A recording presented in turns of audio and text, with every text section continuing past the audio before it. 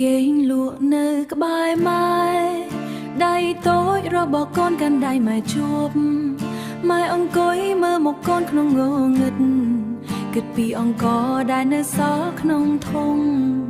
ក្នុងម៉ែឈឺស្មើម៉ែចុះខ្សោយតែម៉ែត្រូវតែក្រោកនៅព្រលឹមស្អែក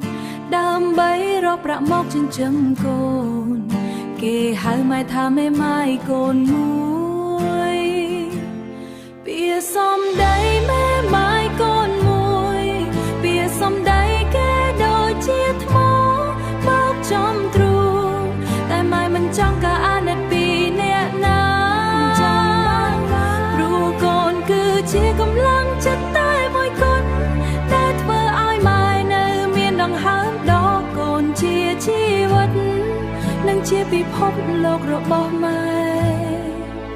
ឪពុកកូនចាក់ចេញទៅយូរហើយគេទុកឲ្យយើងហែកកណ្ដាលហាមុត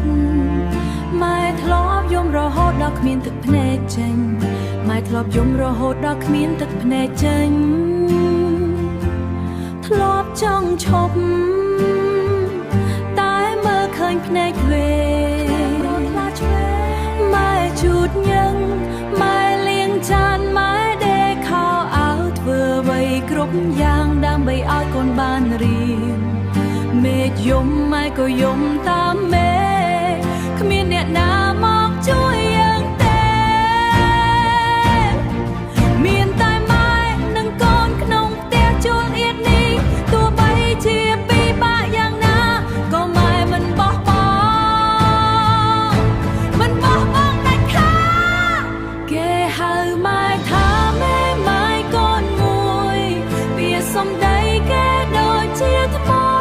បោកចំទ្រូងតែម៉ែមិនចង់បានការអាណិតពីអ្នកណាព្រោះកូនគឺជាខ្លាំងជាកម្លាំងតែមួយគត់ឡើងចិត្តដង្ហើមគុណដែលធ្វើឲ្យម៉ែនៅមានដង្ហើមដល់កេងទៅកូនស្អែកនឹងល្អជាងនេះម៉ែនៅទីនេះជានិច្ចនៅក្បែរម៉ែ